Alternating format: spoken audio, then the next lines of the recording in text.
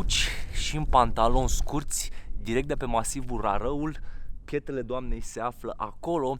Domnul Backpack Your Life vine cu un mesaj de interes național. M-am gândit acum vreo 2 săptămâni la un subiect pe care n-am avut de foarte mult timp, și anume cum găsesc eu bilete de avion super ieftine.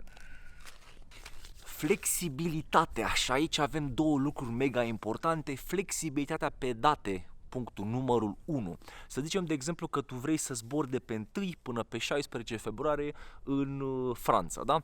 Iar un bilet de avion în perioada aceea dus întors te costă undeva la vreo 200 de euro. Dacă te vei uita, de exemplu, de pe 1 februarie până pe 14 februarie, poate că vei găsi un bilet de avion la 80 sau la 90 sau la 100 de euro. Ideea pe care trebuie să o înțelegeți de aici este legată de această flexibilitate pe care trebuie să o aveți în momentul în care vreți să călătoriți cât mai ieftin. Știu că treaba asta poate nu este atât de ușoară, deoarece mulți dintre voi aveți concedii fixe, dar în momentul în care vrei să găsești bilete de avion ieftine, evident că trebuie să faci niște compromisuri și trebuie să fii mai flexibil. Iar cel de-al doilea tip de flexibilitate, care mi se pare mie cel mai interesant, se numește flexibilitatea pe destinații. Să zicem că tu la fel ai o vacanță de 2 săptămâni în iunie și ți-a pus ție pata că vrei să te duci în Thailanda. Iar atunci un bilet de avion se zice că undeva la, 650, 700, 800 de euro dus întors.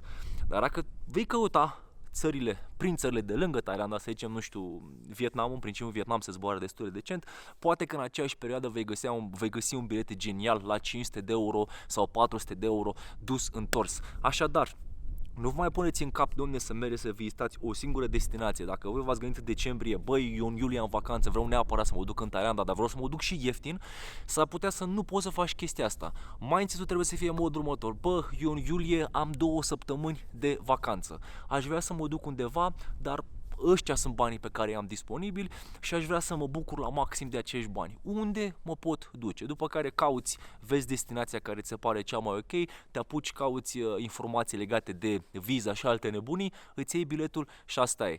Flexibilitatea este chestia numărul 1 care te ajută să găsești bilete de avion super ieftine.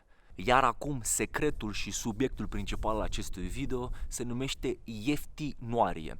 Eu când am auzit de acest cuvânt ieftinoarie, mi s-a părut super interesant, iar atunci când am început să vorbesc cu cei de la vola.ro, mi-am dat seama că oamenii ăștia au aflat niște chestii absolut geniale pe care trebuie neapărat să vi le povestesc și vouă, dar asta înăuntru, pentru că am înghețat, frate. Deci am înghețat.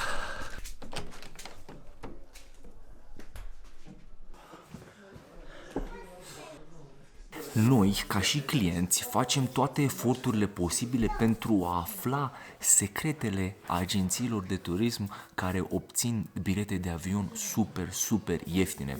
Ideea este că oamenii ăștia inteligenți de la vola.ro au făcut într-un fel sau altul munca asta, au făcut-o pentru noi și ne-au pus la dispoziție toate aceste informații într-o campanie pe care ei o numesc foarte cool ieftinoarie.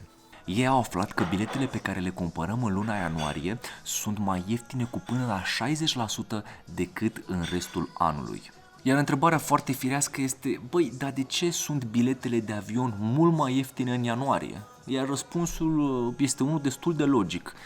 Pentru că aceste companii aeriene au în mod organic prețuri mai mici în ianuarie și de aceea bagă și multe promoții pentru că își fac planificarea pentru restul anului. De aceea, în ianuarie, luna în care oamenii călătoresc cel mai puțin, totuși ei își programează vacanțele pentru anul în curs. Știți și voi cât se poate de clar că la începutul anului nimeni nu călătorește, au trecut sărbătorile, dar oamenii se gândesc: domne, unde o să plec la vară, unde călătoresc peste 3 luni de zile, ce fac de Paști, unde mă duc nu știu, unde îmi petrec revelionul viitor. Sunt chestii cât se poate de normale și de aceea, pentru că există acest flux ridicat de oameni interesați să cumpere bilete de avion în luna ianuarie, este clar că și companiile aeriene facilitează accesul la aceste bilete super ieftine. Cum funcționează campania ieftinoarie de la vola.ro? Lucrurile sunt foarte simple pentru că ei au creat un algoritm bine pus la punct, bazat pe date, prin care îți arată foarte transparent cu cât sunt mai ieftine biletele de avion dacă le cumpări în ianuarie decât dacă aștepți până aproape de data de plecare.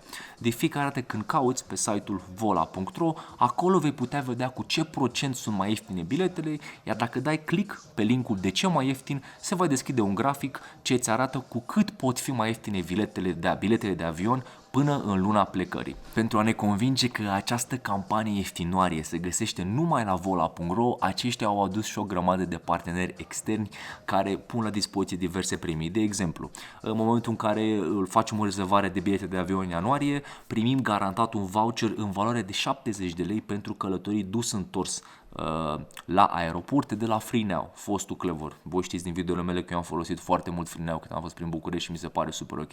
Pe lângă treaba asta, în momentul în care îți cumperi biletul de avion cu un card de la Banca Transilvania, ai șanse foarte mari să primești banii pe care i-ai plătit pe biletul de avion înapoi prin tragere la sorți, iar nu în ultimul rând au o înțelegere și o chestie foarte drăguță cu cei de la Blue Air. În momentul în care cumpărați bilete la Blue Air în ieftinoarie, aveți șansa să câștigați un voucher în valoare de 10.000 de euro. În plus, toate zborurile Blue Air achiziționate de pe vola.ro în ieftinoarie au discount de 50% la bagajele de cală, chestie extrem de importantă. Știți că în momentul în care zburați în Europa, tot timpul sunt aceste situații în care biletul de avion costă, nu știu, să zicem 100 de euro, dar poate că vei plăti ceva mai mult pe un bagaj de cală. Așadar, faptul că au înțelegerea asta cu cei de la Blue Air mi se pare că este extrem de bine și de util. Iar acum, la final, o să facem o chestie foarte interesantă. Suntem direct pe site-ul vola.ro și o să căutăm un bilet de avion. Să zicem, de exemplu, vrem să plecăm din București către, uite, avem aici Londra. Hai să alegem altceva, alegem Madrid, de exemplu, da? Și să luăm frumos, să vedem cam care sunt prețurile. Luăm un bilet dus. Pe mine mă știți, eu sunt cu biletele dus, eu rar îmi cumpăr dus întors. Hai să vedem care sunt variante. De exemplu, hai să luăm luna martie, mergem pe 10 martie, îi dăm frumos căutare zboruri, o persoană. Așa, perfect. Iar acesta este biletul, am găsit bilet. Mamă, frate, cât de tare e ăsta. Băi, ești nebun, deci fii atent aici, pe 10 martie, bilet, 4 ore zbor direct din Otopeni până în Suarez, cum se numește, Adolfo Suarez, dar se numește biletul, 23 de euro. Și aici sus frumos vedeți cel mai avantajos, minus 80% de ieftinoarie. Și avem aici frumos, de ce mai ieftin? Apăsăm pe ăsta și ne explică cât se poate de clar. Am analizat și comparat prețurile biletelor de avion cu parte pe vola.ro în fiecare în ultimii 4 ani, bla bla bla. Și vedeți, de exemplu, dacă am cumpărat același bilet pentru martie, dar l-am cumpărat în februarie, am plătit cu până la 81% mai mult.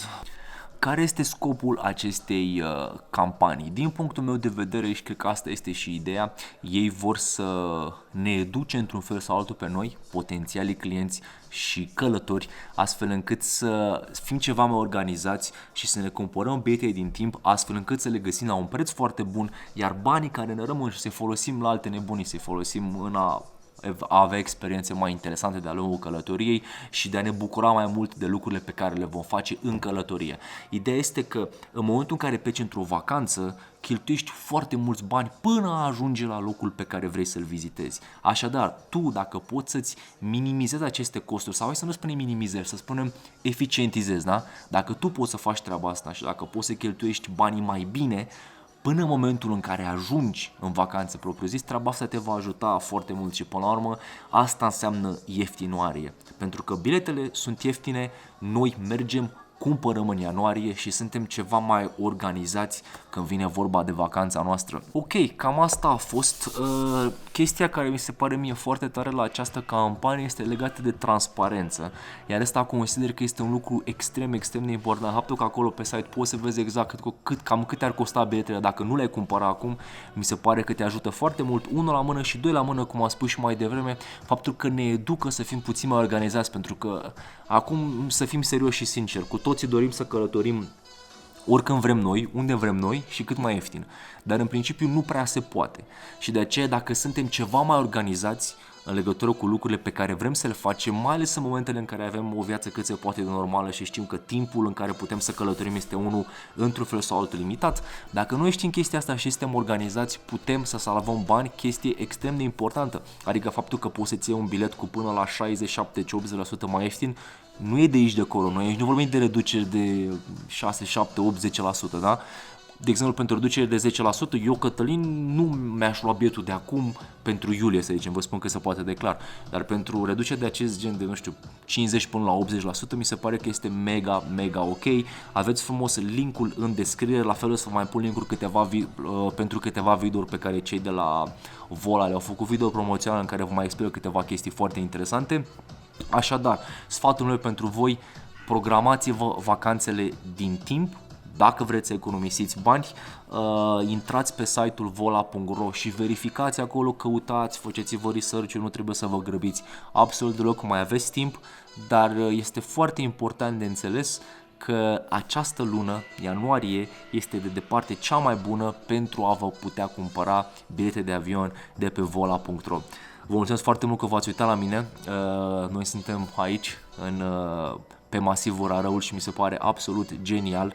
O să vină vloguri foarte interesante din acest vlog, dar până atunci vă rog foarte mult să-mi scrieți în comentarii despre bilete de avion super ieftine pe care le-ați găsit voi sau care sunt criteriile după care voi vă luați biletele de avion. Încă o dată vă mulțumesc foarte mult, ne vedem și pe Cătălin Backpack Your Life pe Instagram, iar în vlogul următor o să vedeți cum au rămas blocați cu Loganul aici pe Rarău. La revedere, pa, pa!